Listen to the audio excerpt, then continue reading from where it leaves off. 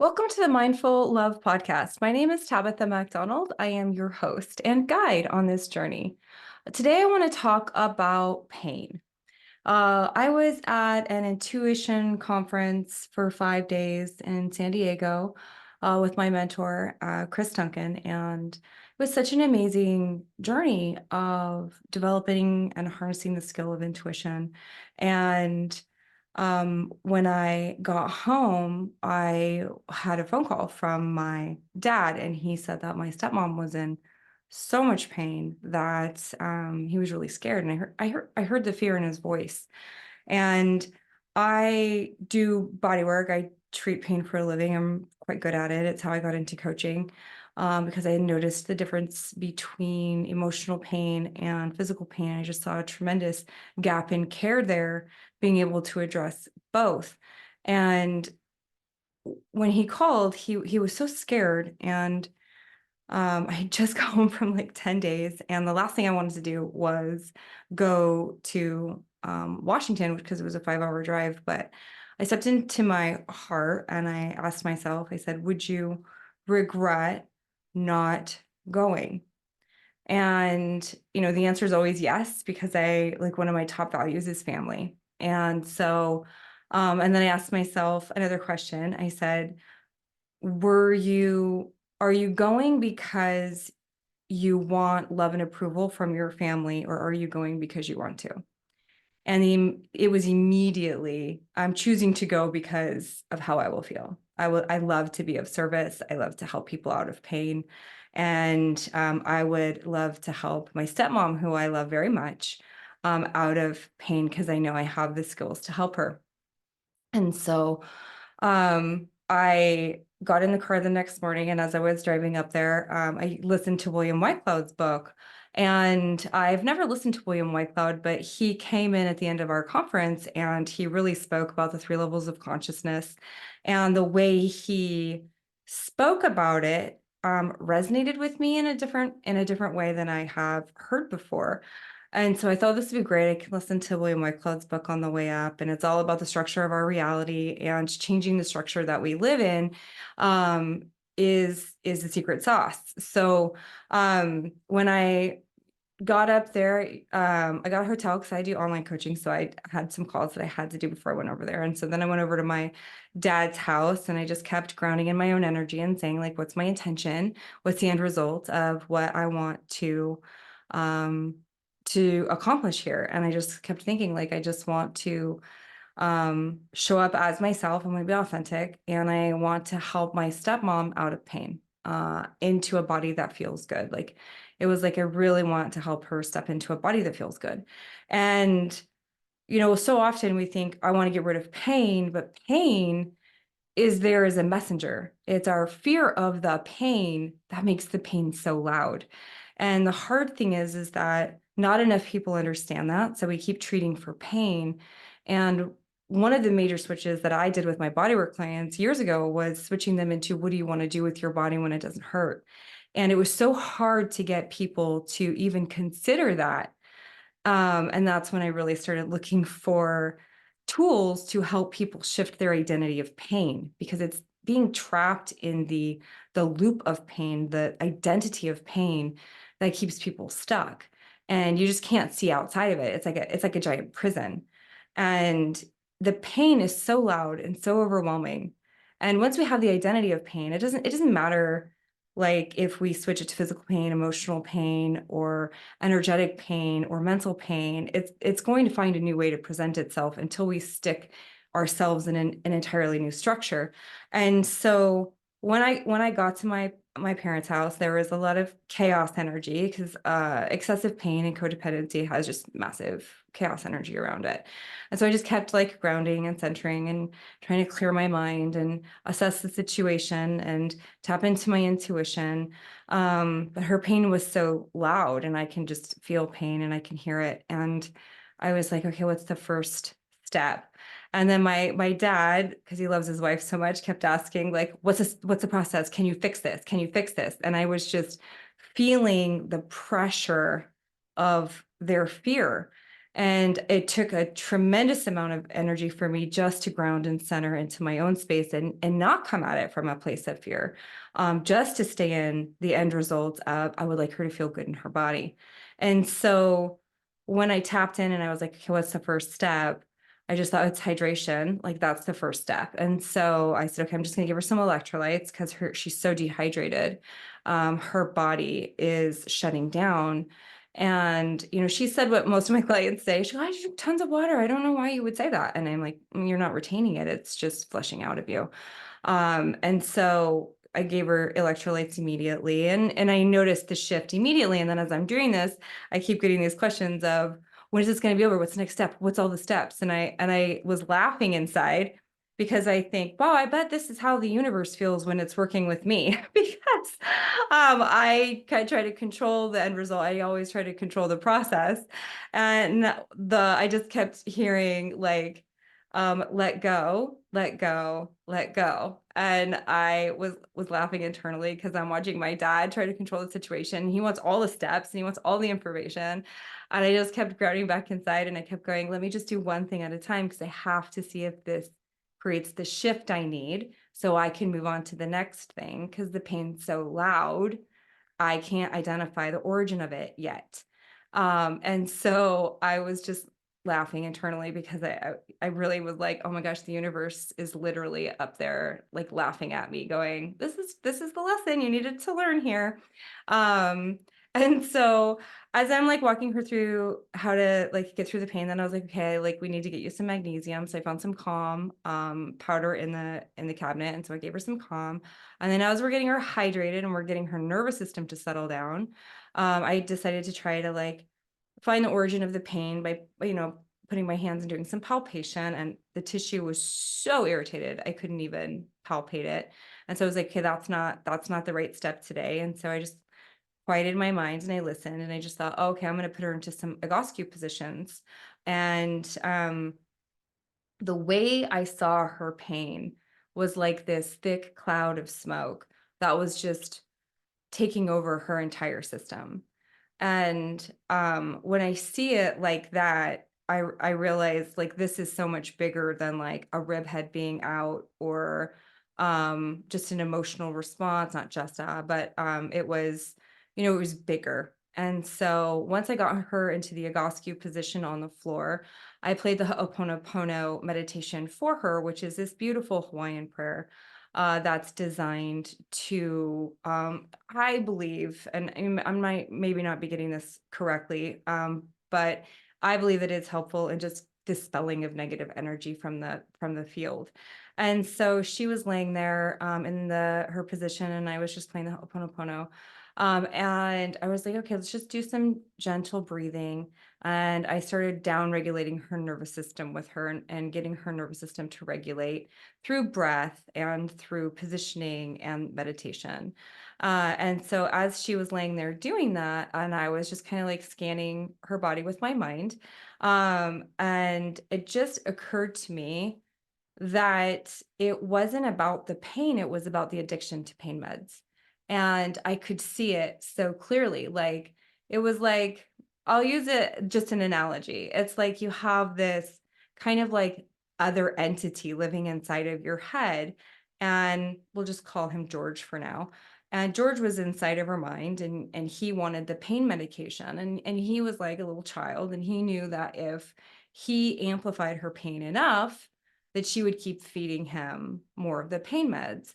And so she had had this medical device put into her body and it didn't have any impact on the pain. And I said, yeah, because George is in charge. Like he wants more pain meds. So it doesn't matter what you do, as long as this addiction entity is in the brain, it's just going to keep upping your pain levels no matter what you do. So it can get the drug that it likes. It's I believe it was oxycodone. And I got really frustrated with the entire medical industry and the drug industry at that moment. But then I stepped back into my authority and empowerment, and I thought, what can I do right now? And so I started explaining to her. I said, it's like the addiction has a mind of its own. And I'm like, I never talk about addiction with shame because it's like not anybody's fault who got addicted to pain meds. It was a system, that has its own energy that just got out of control and abused. So, but I just had to keep explaining, I'm like, the addiction, without shame, judgment, or anything like that, has its own mind. And basically, it doesn't matter what we do to get you out of pain, it's going to keep upping your pain so that it can get more of the drug. And what we really need to do is have an understanding of this, because it's driving your pain right now. So it doesn't matter if I put the rib head back in, or if we, work with the medical device that you think is faulty, or any of it. As long as that addiction knows that your pain will give it more of the drug that you want, then this is really the crux of the issue. And as soon as I said that, I kind of saw her starting to shift, like she knew what I was talking about. And I think playing the Ho'oponopono in the background kind of helped settle all of the chaos energy down as well, so she could hear me. And so my dad's in the background going, what do we do with this? What do we do with this? How do we shift this? How do we fix this? And I'm just like, okay, I love you, Dad, but I need you to just let me think, because I just need one step at a time. And so I thought, like, tonight, there's not a lot we can do other than get your nervous system to settle down enough so that tomorrow I can, come and touch your body and see what's really going on. And so we did some like neurographic work, which is a way of drawing out pain. And it was interesting because I said, just write down the words that you associate with pain. And she couldn't. It was really hard for her because she was so dissociated from the pain. She didn't even understand it anymore. Like, it was this thing that she couldn't even connect with. And I thought, okay, well, this is the problem. It's the fear of the pain that's on one corner. And then we have George, or little addiction, in the other corner. And everybody has different agendas. It's like, sitting at a political rally with everybody coming in with their own agendas, and nobody was agreeing on anything. And so it was just creating complete chaos in her nervous system. So I said, okay, let's give you some more vitamin B. And once I got her up off the floor out of the Egoscue position, she was like, oh, I'm starting to feel better. And she could start talking to me. And so I was like, okay, great. Now let's start with the drawing. And I'm just want you to draw what your pain looks like. And so we just started tapping into all of the senses. And it was really interesting, because then when she started connecting with the pain through art, then we could start talking about the pain. And then we could start rewiring some of the emotional impact and the fear around the pain. And then she started getting really tired. And then she goes, oh, okay, I think the pain medicine will work now. I'm like, yeah, okay, because we detached the addiction from the pain, and then the pain pill worked, because now we kind of like redirected the pain medicine to the pain instead of to the addiction. And so then I let her go to sleep, and I left, and I just said to my family, I'm going to be back tomorrow, and we'll see what happens tomorrow, and I'll know after she gets a good night's sleep. So I went back in the morning, and um, it was so much better. The pain was so improved. And I said, great, like, this is a great start. So now what we're going to start with is meditation. And it's funny, because when my clients, and I tell them that's the place that we need to start, they get annoyed because they just want me to go in and fix it for them. And I'm like, yeah, but I can't. Like, we have a dysregulated nervous system. It doesn't matter what I do, as long as your nervous system's completely dysregulated, it's gonna be really hard for me to do anything productive for you except cause you more pain. So I have this amazing lamp called the Roxiva lamp, and I set it up in their living room, and I put her back in the Egoscue position, and I play these wonderful sounds, these I forget the frequency, but sound frequencies, and in the light, in the Egoscue position. And I just had her start doing some breath, like, into her brain, to start bringing the oxygen back up into her brain.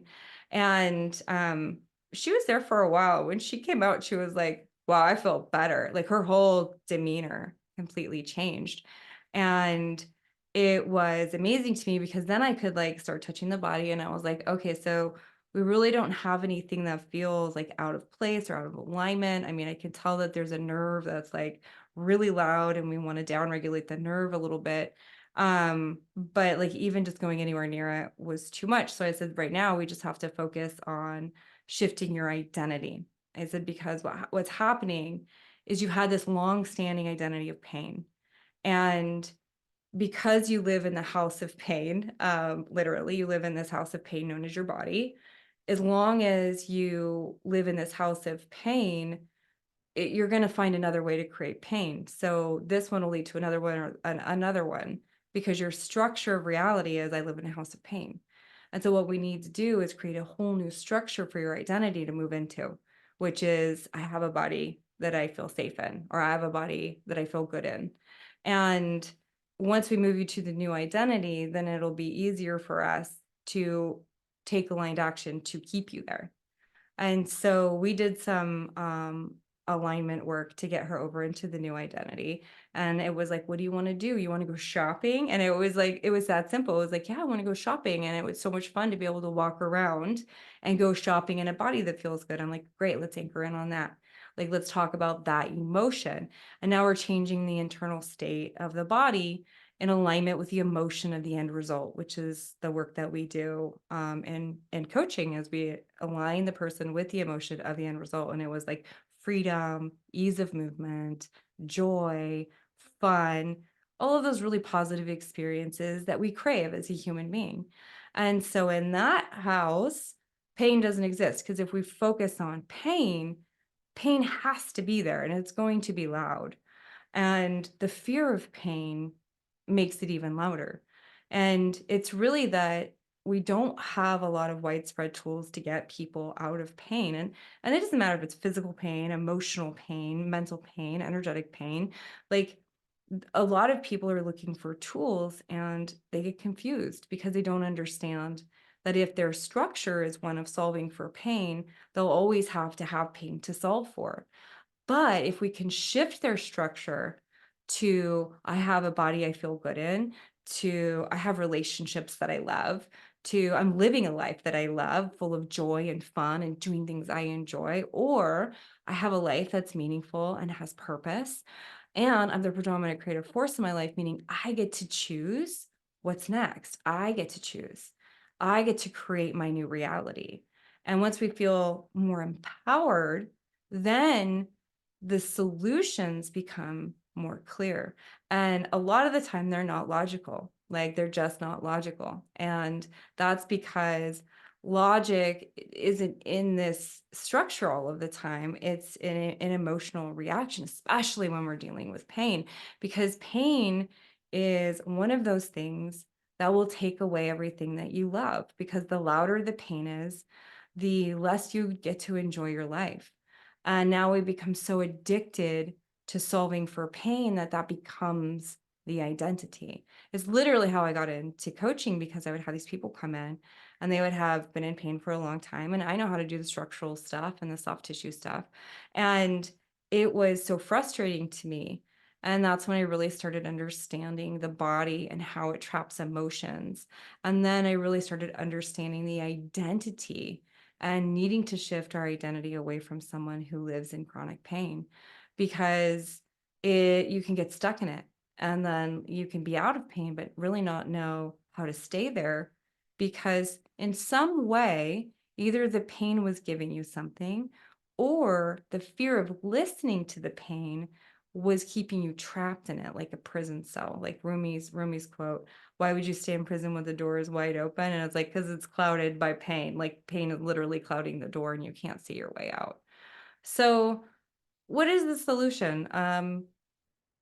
It's creating a new structure for yourself. So if you're someone who's really struggling with chronic pain, I would say that I've decided I'm going to go ahead and start recording a series of meditations. And hopefully by the time I publish this podcast, they'll be ready. That's my intention and my goal, because it really is something I'm quite passionate about. Because I've used my motto literally on when I opened my massage clinic was, I want to rid the world of pain. And I was wrong in that statement, because what I really want is for people to not be afraid of their pain, to be able to sit with and listen to their pain, because on the other side of their pain is their power, it's their genius. But there's this bravery and this courage that's required to really sit with your pain. And it doesn't matter if it's physical pain, emotional pain, mental pain, or energetic pain. When we're brave enough to listen to it, and I'm not saying people who are in pain are not brave. That is a courageous act to live with pain. I mean, I've been working with it for a long time. I mean, it takes a different kind of resonance of knowing that you're strong enough and resilient enough to listen to the pain long enough to get to the other side of it, to hear what it wants to tell you, and to hear the genius of your own light on the other side of it. And sometimes that takes somebody holding your hand, like me going up with my stepmom and holding her hand through it and knowing that she was supported and loved and cared for, and that she felt that validation of her pain. Like I always validate it. I'm like, your experience of pain is absolutely real because it's yours. Because if we don't validate it, if we tell them that it's not valid and they're making it up or it's in their head, the pain gets louder because now the pain wants validation, and the pain will get louder and louder until, it will get its validation. And that's not what we want to do to people. We want to sit with them long enough and hold their hand so they feel supported, so they can hear their pain, so they can go, okay, what is the pain trying to tell me? Because we have to experience pain. Like if you put your hand on a hot stove, you want to experience the pain of the burn. Otherwise, you won't know that you're being burned. If you're in a relationship that doesn't serve you, you need the pain to know that this is not right. You need to know that pain so that you don't get stuck there. Pain is a messenger and it's very misunderstood. A lot of the time we feel like we're being attacked by pain, and really pain is simply there to show us the shadow that we can't see. And when we sit with it and we learn to listen to it, we get the answer on how to create what we want. But we also have to sit in that creative structure of knowing what you want. What do you want when you're out of pain? If you're in emotional pain because of a heartbreak, what do you want on the other side of it? You want love, you want belonging, you want affection, you want to be adored. And the other side of career pain, I want to have a career with purpose. I want to have meaning in my life. If we're looking at physical pain, I want to be able to move my body with ease. I want to feel strong. I want to feel good inside because I want to have adventure. I want to play with my kids, all of those reasons. And we can look at any kind of pain and and create the same new structure. And it's just about, what do you want? What do you really want when the pain's not there? And we can't just keep focusing on, I want the pain to go away, because then the pain gets louder and it looks for a way to make itself more known. So we really have to think about, what do I really want? So if you're someone who's struggling with pain, I want you to know that like there's so many other resources out there, and our healthcare system is so taxed. It's so taxed from this opioid crisis. And, even my dad was expressing his frustration with the emergency room. And I said, Dad, if we look at it from all perspectives, they're as frustrated as you are because they have this opioid epidemic that they don't have the tools or resources to handle. And the system is just caving under the pressure of it. And everyone is so in the problem, they can't see the solution. And everybody's pointing fingers.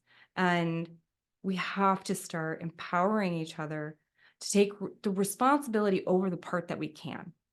And that's where, like, making sure we're properly hydrated, that we're doing our breath work, that we're doing the pain-free exercises that are available, that, if it's heartbreak, that we're addressing the root of the heartbreak. Is it an attachment style issue? You know, I always hear this quote, it's hurt people, and it's 100% true. And it's not necessarily intentional. It's just that they're acting from a primal place of pain. And people who are in that state of love and gratitude and cohesion, healed people heal people. And if we look at the like kind of global epidemic of self-entitlement that is plaguing a lot of areas in our world right now, if we step into love, if we step out and we step into a state of super consciousness and we look at it from the bigger picture, we can see what's happening, pull down the information of the next obvious action step, and each one of us can make a very meaningful impact on the planet. And it's just doing one thing at a time and allowing yourself to feel worthy enough to help everyone around you and to really lead with love and compassion instead of fear, anger, and regret or shame. And I just feel like shame fuels pain. So I hope that you learned something today. If you're interested in learning more about working with me, you can visit my website, mindfullove.love, and hopefully soon I will have the meditation pack up for download. And it's on my to-do list, my never-ending to-do list, but it is on the priority to-do list. So thank you so much for taking time to listen today. My name is Tabitha MacDonald, and I'm very grateful for your time and energy. Thank you.